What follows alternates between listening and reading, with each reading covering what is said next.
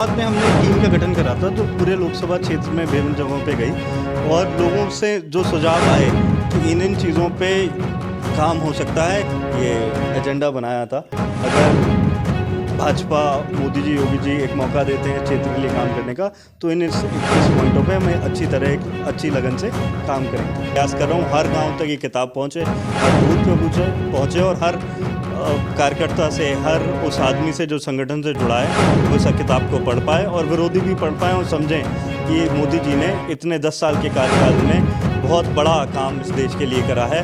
तो आज बात करेंगे रविंद्र विक्रम सिंह से, जो आंवला लोकसभा में बहुत लंबे समय से अपनी सेवा, जन समुदाय की सेवा करते चले आ रहे हैं और तमाम तरह की जो सेवा के माध्यम से, चाहे वो नरेंद्र दामोदर दास मोदी जो देश के प्रधानमंत्री हैं, उनके जन जो गारंटी योजनाएं हैं उनको लेकर के जो उन्होंने जन जन तक पहुंचाया है, चाहे वो बूथ के माध्यम से हो, चाहे जन संवाद यात्रा के माध्यम से। तो बहुत स्वागत है रविंद्र विक्रम जी आपका।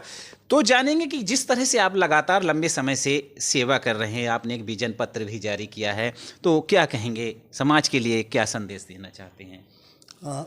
चुनाव से बहुत पहले से 2000 लगभग 13 के आसपास से इस क्षेत्र में हम सामाजिक काम करते आए हैं।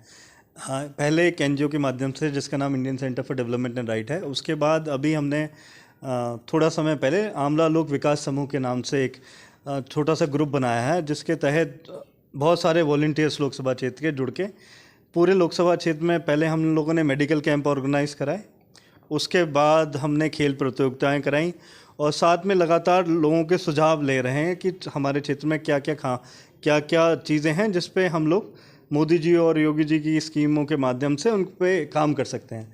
तो ये निरंतर काम था जो इस समय 2014 के जब से मोदी जी ने कहा कि युवाओं को मौका दे सकते हैं, थोड़ी ज़्यादा गति से चल रहा है। इससे पहले कोविड के समय भी इस क्षेत्र में हमने काफ़ी काम करा था, मास्क बंटवाने का, कॉन्सेंट्रेटर्स बंटवाने का और राशन बंटवाने का। अभी क्योंकि चुनाव का दौर भी चल रहा है और जनसंपर्क थोड़ा ज़्यादा बड़े क्षेत्र में हो रहा है, इसलिए पहले हमने मेडिकल कैंप की शुरुआत करी, फिर विधानसभा वाइज खेल प्रतियोगिता का प्रयास करा और ऐसे ही निरंतर प्रयास कर रहे हैं कि लोगों की हम मदद कर पाएँ जहाँ भी संभव है। तो क्या लगता है कि आंवला लोकसभा चूंकि 6 विधानसभा क्षेत्र, एक बड़ा क्षेत्र भी है, तो ये सब संभव करने के लिए आप बहुत लंबे समय से लगे हैं, तो ये सब संभव कैसे हो पाता है? इसके लिए आप रात दिन प्रयास भी कर रहे हैं। आपने एक 21 सूत्रीय जो विजन प्रस्ताव पत्र जारी किया है, उसमें मुख्यतः मेन चीज़ जो समाज के लिए जाने वाले संदेश, उनमें क्या क्या हैं? तो शुरुआत में हमने एक टीम का गठन करा था जो पूरे लोकसभा क्षेत्र में विभिन्न जगहों पे गई और लोगों से जो सुझाव आए कि इन चीज़ों पे काम हो सकता है या केंद्र और मोदी जी और योगी जी सरकार ने बहुत अच्छा काम करा पर धरातल पे नहीं उतर पाया। तो उसमें विशेष रूप से तो एक बात आई कि केंद्र की और राज्य की सरकारें के जितने भी स्कीम्स आ रही हैं उनका नीचे अच्छी तरह से कार्यरत हों वो, तो एक बड़ा सुझाव वो था। दूसरा सुझाव, बहुत बड़ा सुझाव ये था, जो छुट्टा पशु हैं उनकी वजह से जो किसानों को नुकसान होता है, तो उस पर जो गौशाला का प्रयास हो रहा है मोदी जी योगी जी द्वारा, उस पर थोड़ा और जैसे प्रयास है कि हो सकता है कि एक गांव पे एक गौशाला बने या 4 गांव पे एक गौशाला बने, क्योंकि किसानों को रात भर इस समय खेतों में रहना पड़ता है। उससे महिलाएं भी परेशान हैं, किसान भी परेशान हैं और बच्चे भी परेशान हैं और बहुत सारे लोग तो इसको बहुत गंभीरता से सोच रहे हैं। उसके बाद युवाओं के लिए पढ़ाई लिखाई के और अवसर मिलें, स्वास्थ्य केंद्रों के, और साथ में महिलाओं के लिए, तो काफ़ी सारे ऐसे विषय हैं, 21 विषय हैं लगभग जिस पे काम करा है। पर मूल उसमें एक नया विषय जो उस टाइम हमारे सामने नहीं आ पाया, जो नकटिया नदी है उसमें जितना प्रदूषण है वो क्षेत्र में काफ़ी किसानों को और हम सब के हल्के हल्के स्वास्थ्य को भी प्रभावित करेगा। तो जब हमने करवाया था ये 2.5-3 महीने पहले या 6 महीने पहले ये शुरू हुआ था सर्वे, और 3 महीने पहले जो रिजल्ट आए थे उसके अनुसार हमने 21 पॉइंट का ये एजेंडा बनाया था। अगर भाजपा, मोदी जी, योगी जी एक मौका देते हैं क्षेत्र के लिए काम करने का, तो इन 21 पॉइंटों पे हमें अच्छी तरह एक अच्छी लगन से काम करेंगे। पद यात्रा के दौरान आपने मोदी जी की गारंटी की जो योजना है उस पर एक किताब लॉन्च की है, जो आप जन जन तक पहुंचा रहे हैं, चाहे वो बूथ अध्यक्ष के माध्यम से हो, चाहे आप जन संवाद यात्रा के दौरान हर व्यक्ति को उसकी जानकारी दे रहे हैं। तो क्या लगता है, कैसे आपके मन में भाव आया कि इस योजनाओं को जो है जन जन तक पहुंचाया जाए?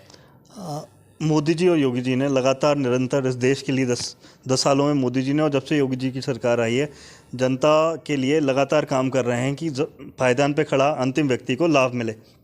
और लाभार्थियों के लिए इतनी सारी योजनाएं थीं, तो जब मैंने काम शुरू करा और आंवला जनसंवाद यात्रा शुरू करी तो लोगों से मिलना हुआ, लोगों की समस्याओं के बारे में समझ में आया, पर लोगों को लाभ मिला था। वो लोग खुश तो थे मोदी जी से, पर बहुत सारे लोगों के पास सारे विषयों की जानकारी नहीं थी। तो फिर हमने पहले लाभार्थी चर्चा शुरू करी और उसके बाद जब विकसित भारत की मोदी जी की कैंपेन आई तो उससे प्रेरित होकर मैंने ये किताब लिखी, छोटी सी। ये बूथ के कार्यकर्ताओं के लिए है, जो लोग जनता में जाके डायरेक्ट काम करते हैं। तो पतली सी छोटी सी पुस्तिका है जिसको पढ़ के मोदी जी ने और योगी जी ने जो काम करे हैं इस क्षेत्र में और जो मोदी जी के नेतृत्व में पूरा काया पलट हुआ है हमारे ग्रामीण क्षेत्रों का, उसके बारे में चर्चा कर सकें।